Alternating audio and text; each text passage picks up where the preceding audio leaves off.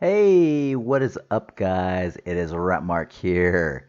So, doing my first, sort of up to date review, Uncharted, the new Uncharted movie. This came out last Thursday, so it's still a bit late, but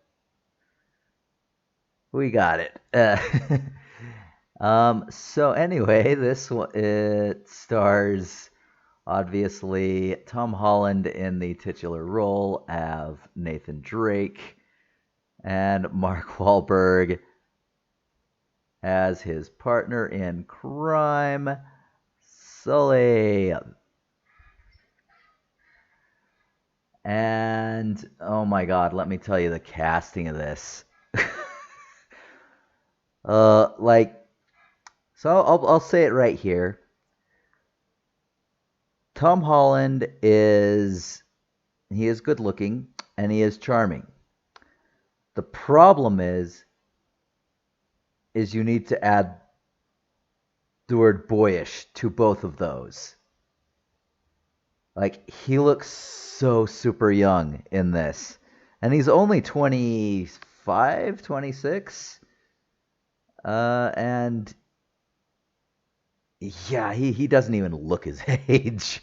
He literally looks like he could pass off as a senior in high school or a freshman in college.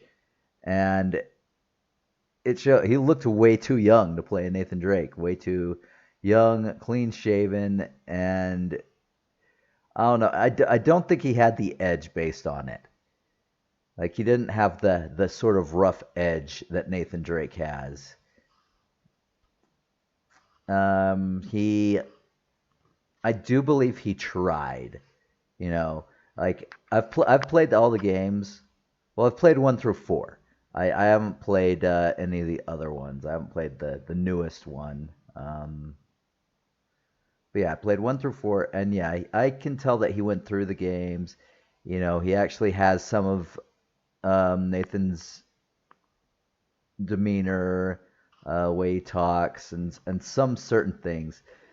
But the problem is it's just totally carried down by how young he looks. Like the, he cannot pass off as an older male that Nathan Drake is supposed to be, and it's really, really sad. It just looks awkward.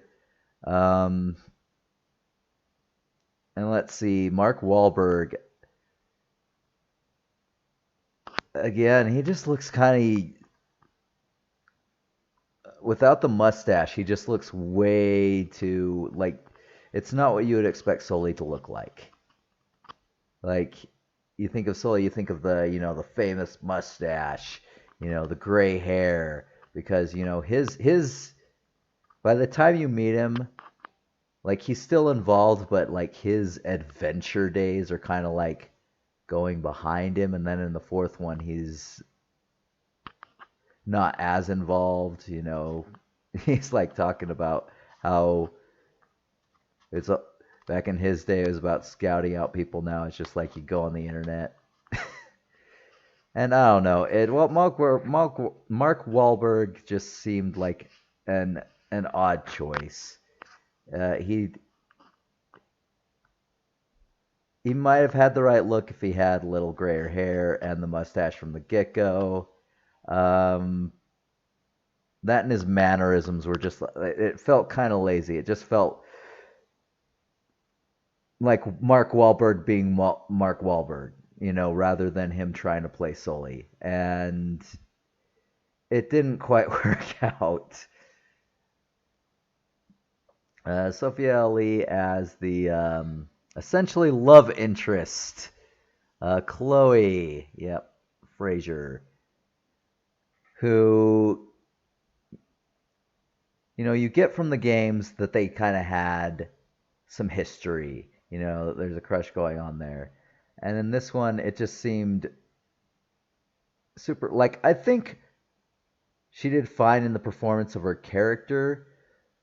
I think the problem was the writing was just not good, let alone the pacing of this. Like you didn't have enough time with the characters to actually get any character development. You had no team dynamic. I mean, you didn't get, the whole dynamic between Nathan and Sully until literally the very end. There was no real dynamic there, and it didn't feel like a team. And the whole romance between Nathan and Chloe, it just seemed off, like in some places rushed, and then in some places like non-existent.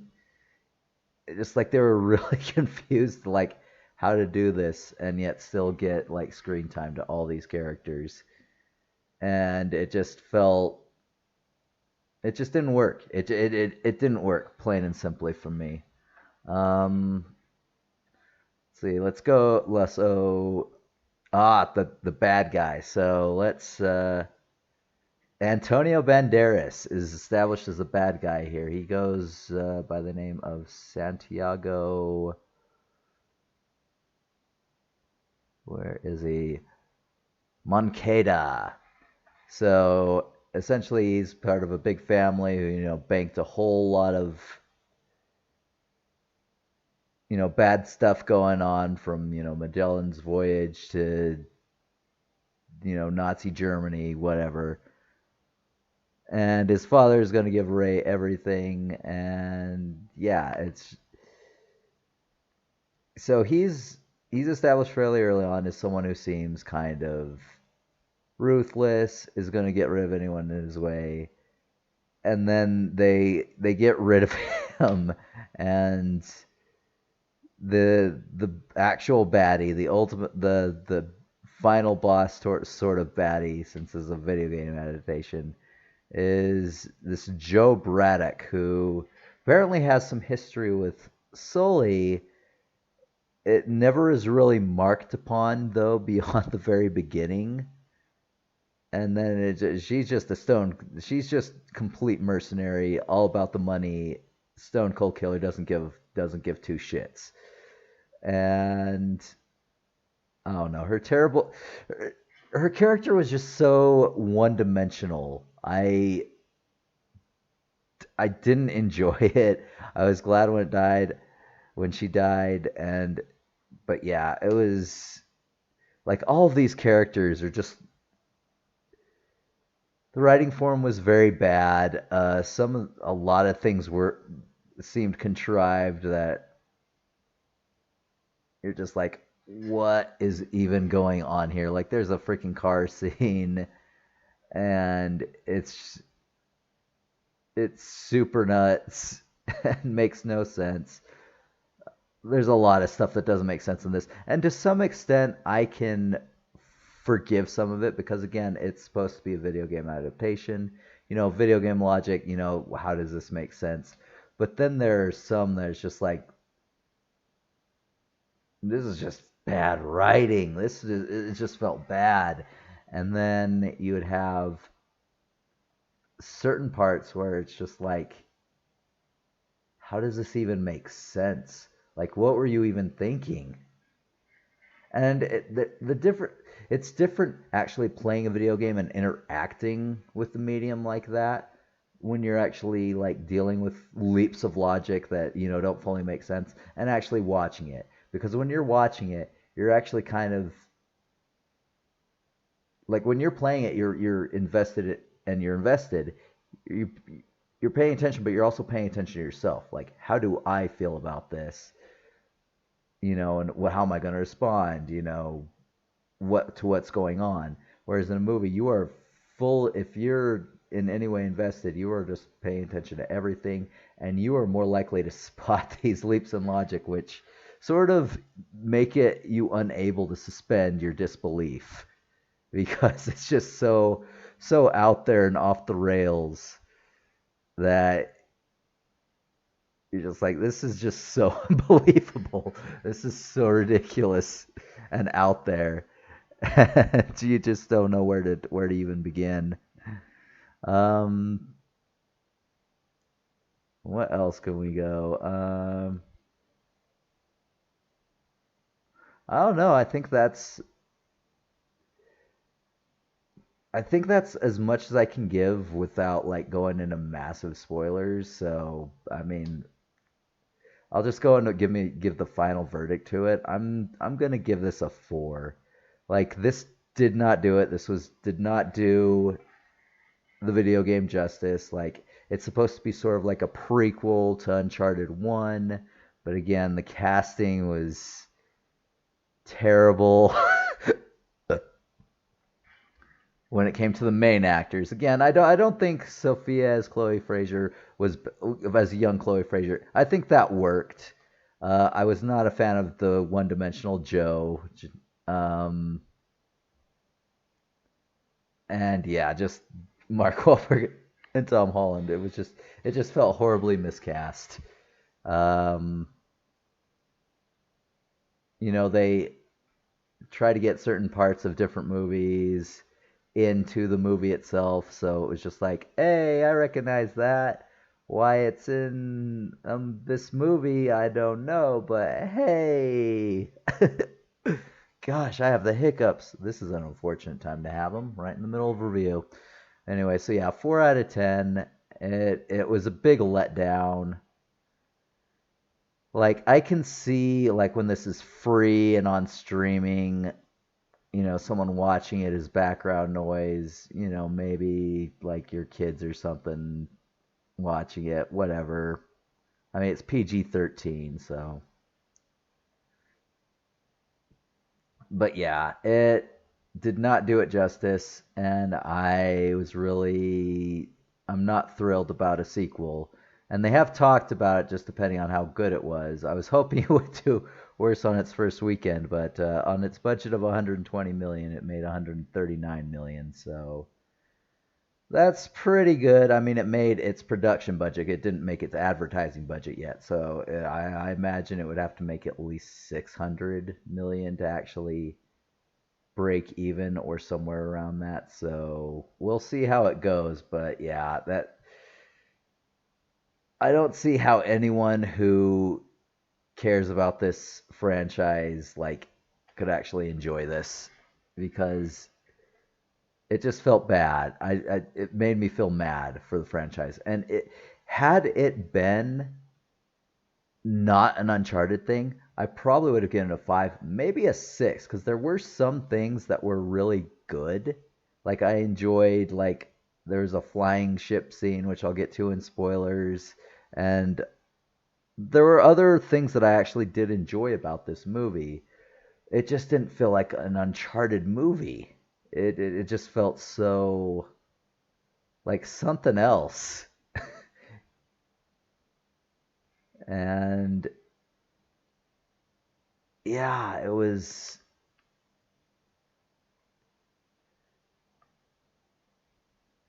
I don't know. But yeah, anyway, 4 of 10.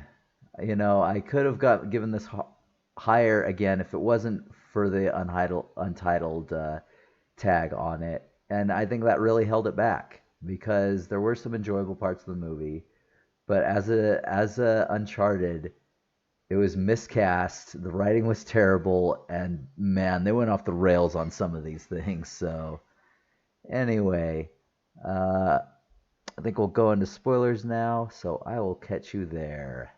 See ya.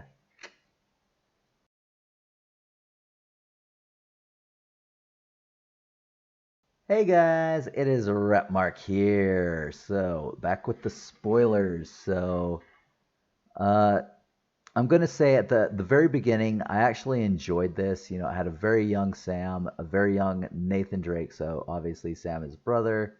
They're going after a map of the Magellan expedition, and apparently, like, it was sold as like uh, expedition around the world, but no, it was actually they found a crap ton of gold, and he didn't make it, and it goes into sort of all this weird stuff, and but yeah, they get caught, and his brother pretty much leaves him. Uh, Keeps in touch with him via postcard. So, and then Sully, like 15 years later, Nathan's working as a bartender, and he pickpockets customers. He's actually a really smooth pickpocketer. Sully has apparently been watching him. I don't know for how long or whatnot, but he knows that he is Sam's brother. He worked with Sam, and he sells it as Sam ghosted him after they found the church.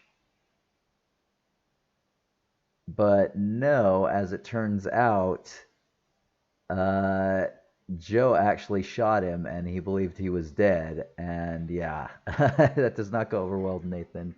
I'll get into that in a minute. Um, but anyway, Nathan, he wants to go on an adventure, so he's gonna go. At first, he says no to Sully, but then he goes ahead and joins him. And like it's super weird how it goes. Like the first sort of adventure he has is like trying to get the cross, and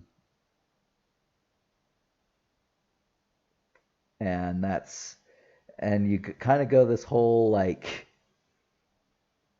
there's a sort of escape scene with lights, and he's like going down. It's super awkward. Like he's just sort of this bumbling like figure of this, and Sully's just plays the smooth one who you know is in the auction, and then puts on a uniform and just yoinks it as everyone's watching all this. And yeah, so they and it's weird because in the final fight scene, he is like doing some crazy ass shit, fighting moves, grabbing ropes and handles and railings and the wheel at one point of a flying ship. Yeah, there's a couple flying ships here. I'll get into that, but yeah, and it's just like, huh, how did he get to be from so bumbling to suddenly so great at like the world's greatest fighter? And it was so that was something that was a little bit weird. Um, Now, Joe Braddock, she is leader of a bunch of mercenaries who is hired by Moncada.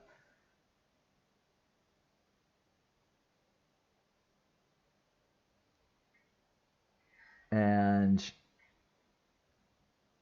Moncada is like this, he's this descendant of this wealthy family, again, who bankrolled a lot of stuff. And his father's going to give the fortune away because he's going to donate the fortune. I don't know to where, get rid of it, whatever it, because he feels that his son's not worthy of inheriting it. And then he has Braddock kill him. And so that's that. And then Sully has a contact, Chloe. This is where you first meet Chloe, where she essentially pickpockets the cross and then runs off. She tries to leave and then realizes that, oh God, without Tom, she essentially is screwed. She can't find it. So and God, the way they find like the sort of vault is it takes them to a church, and apparently it's you have to turn the keys at the same time, and then there's a door, and then one goes up, one goes down, like one leads to a freaking restaurant, like a just this fast food restaurant in the middle of town. There leads to this goth bar, and like they're talking about how no one's visited there for 100,000 years, but there's like lights and pipes and just like how did no one figure this out? And then there's a big room with a fountain, and you have to twist the key to actually be able to escape it and turn the fountain off. It's just, like it makes no sense. it's clearly video game logic, but a different location would have worked better. A different location would have worked way better because video game logic in a locale like a big city like that. I mean, I get it. There's crypts, there's labyrinths, there's and I know I've been to Europe. Like I get it. There's a lot of shit that has been there for centuries, even millennia, even Roman times. But this was just so convoluted, and it just wouldn't be possible.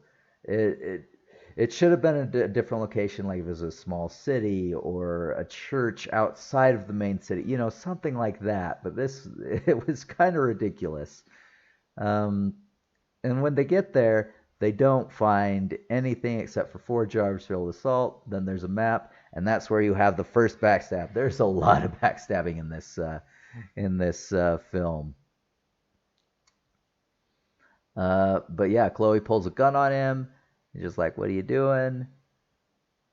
She knocks him out, but not after telling him that something is up with what Sully told Nathan about what happened with his brother, which I explained earlier. Again, he sold him as Nathan ghosted him, and maybe we'll find him.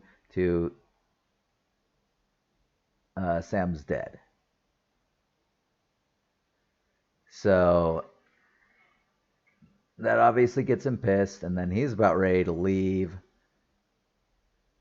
and then slowly tries to sell him again. It's just the dynamic between these two is just so awkward and so like non-existent throughout most of the film. It was unfortunate because that's not what you're used to seeing Sully and Nathan interacting like.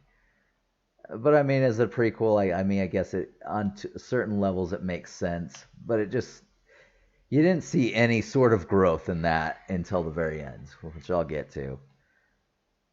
But yeah,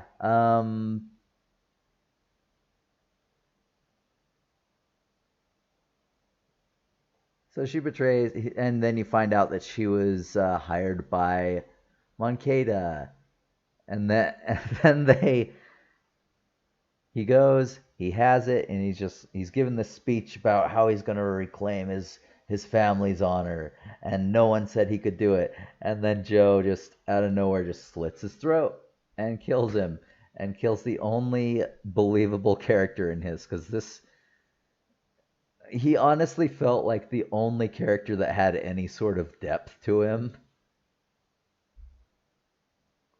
And yeah, they just killed him off, and now Joe and her mercenaries are there. It's just like, and now they're in charge, and it's just like, I mean, I hope he paid him in advance because that would be a really, really unfortunate otherwise. Just like you ain't getting paid, and you got all these ships, and numbers of your guys are getting killed. And then because she didn't realize the whole compass thing, they're led to an area inland on this island. And then well, first of all, we're going to go in the plane. After that, they try to kill Chloe because she's a loose end essentially. And yeah, you get this ridiculous scene of like cargo boxes going out, and no one has like Tom doesn't have a parachute, and that's where I'm talking about this whole car scene. So he gets on the plane after jumping from the boxes. They detach. It's just like whoa, and then Chloe drives the car off, and you just get this super ridiculous thing of he's latching onto the car. She opens the door, just like, "What are you doing?"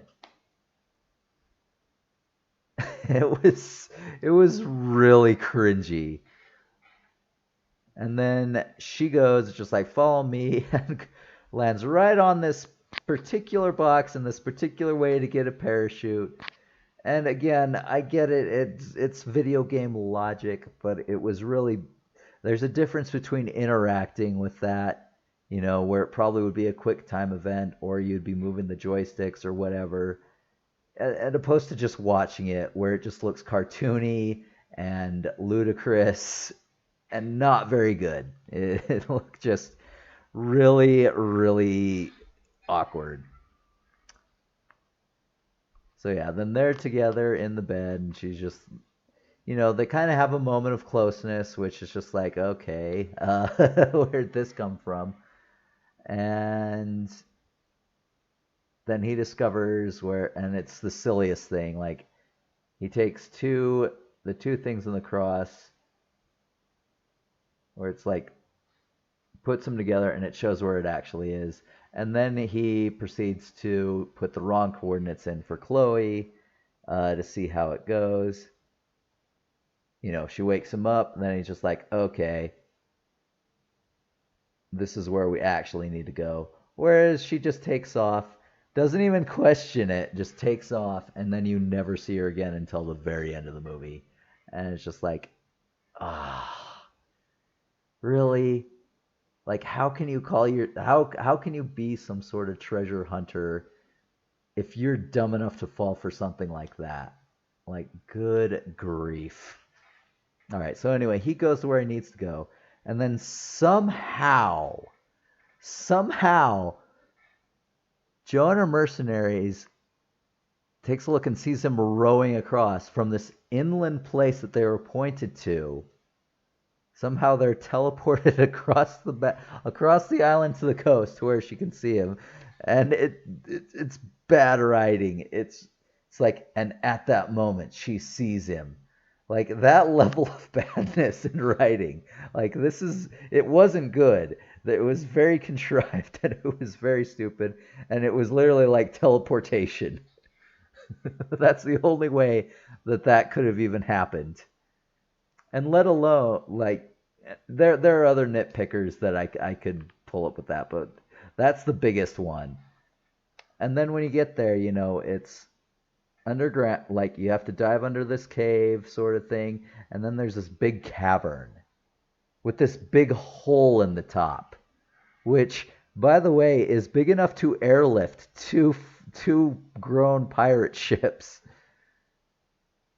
Galleons, I believe they were called. And these weren't actually pirate ships. These were actually privately owned, privately funded, ships of the line, essentially. But that's neither here nor there. That's the history buff in me coming out. Anyway, yeah, like, there's no way. And keep in mind, this is on a resort island. There is a resort on there. Like, how could tourists not find this? That's probably not a very big island, and they're probably, let alone this hole, this ginormous hole, and you look down, and it's just like, oh, there they are. Like, it's just so super bad. Like, I mean, there's another cheesy franchise that I love that does some things like this, and that's the Indiana Jones. But there's a difference between what it does and what this does. Like, there it's just like, you move a mirror here, or you move that lever there, or whatnot, and oh, that's cool, that works out, and it's logical, even though it's kind of hokey and silly. This one is just like, how does this work? Like, how do you even figure this makes for good writing? Because it doesn't, and it's just, ugh. So anyway, he gets there. Sully finds him because he has a tracker on his phone. And by the way, they have great phones. It gets great service all the time. He's been in the water like God knows how many times. And he actually swam from a cargo box to the resort island. Like, that's a great waterproof phone. Where can I get a phone like that? Where can any of us get a phone like that? That'd be great, let alone having the greatest signal ever. But that's here nor there. But anyway, then they get there. They hide in the ship. They're kind of in the hole, this secret little hole in the ship. And then Joe and her mercenaries, they blow a hole in. And it's just like, these are fragile ships. These things are hundreds of years old. And she makes a point: do not destroy the ship. They're just as much worth just as much as the gold. And everything they do is just like takes peace out of it, and then they pick them up via airlift, which, I mean, to be fair, that's illogical, but it is video game logic, and I actually enjoyed like the flying ships. So they get out of the hold. Sully hijacks one of the helicopters and then takes off. And then Joe, for some weird reason, rather than dropping her ship off at the boat, coming to chase him down, just like turn around. It's just like, wow, they have $3 billion worth of gold. So do we. So why not cut our losses? And you know, it, yeah, it, the motivation there was really pathetic. It was sad, but I did really enjoy them flying, even though it's really ridiculous, flying through narrow canyons. And then there's a point where they use grappling hooks to like hook onto the ship, and then they swing aboard. And it's like a pirates sort of going on a ship. And then the ridiculous fighting, like, oh my god, it was so silly. And but yeah, after that, so there's a point where the helicopter flies in, and it's so video game-ish. Like he's running around after fighting these guys off, and just like gunpowder, like randomly. What are you gonna do with gunpowder? And then there's this ship, and he has this cannonball and his lighter, which never works. He got to work, and it shot the helicopter and causes it to crash and destroys one of the ships. But again, what was this helicopter pilot thinking? Like, he's coming straight at the ship at level with the cannon.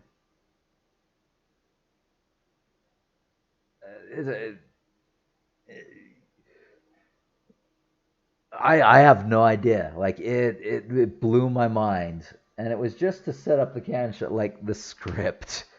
So many of these things could be answered by because of the script. And again, how could they know to bring helicopters? Because they didn't know about the ships. They just thought it was gold.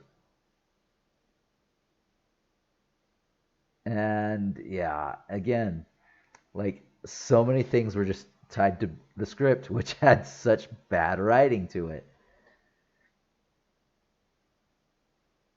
So anyway, he goes up, and so Joe, she jumps off, somehow gets onto the other ship, fights Nathan for a little bit. Then Nathan goes up, she crawls in after him.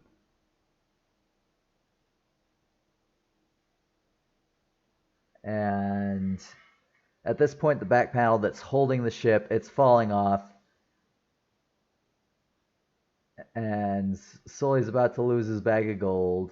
And he realizes he needs to choose between helping Nathan or getting rid of his gold. So I do like what he did. He throws the whole bag of gold onto Joe's head, and she gets knocked off, hits a couple things of the boat on the way down, goes into water. Good God, at that height, that would hurt so bad. But she seems fine by it. But then the whole thing that holds the ship in place, it falls off, and the ship falls on her, and it sort of sails for a while, and then it breaks apart in the ocean, and the gold is lost. But no, not really. The Philippines Coast Guard, I guess, has come in to find it, and so yeah, they'll get the gold, and that's gonna be great. So they escape. So that was the one, like, only period where you see Nathan and Sully's like interacting in a way that you would expect it to, and you see the start of that whole partnership. And then as they're flying across, they see Chloe in a speedboat, just high and dry. He at least got a few things of gold from it, and yeah. And then we go into two little short cutscenes, sort of to, I guess, build hype for the sequel. The first one is, again, I guess it's a build up to the first one because it's, Nazi gold, a Nazi map, uh, to Nazi gold, I guess. And then there's guns, and then, oh my god, and then Wahlberg walks in with that stash. Oh my gosh, it's like a little caterpillar across his face. It's so ridiculous. Director's just like, it's up to him if he wants to keep it. He better keep it because good grief, that is it looks so ridiculous on him. Oh, it's so bad. But yeah, Tom Holland needs to grow some scruff. Like he can't be this clean shaven to play Nathan.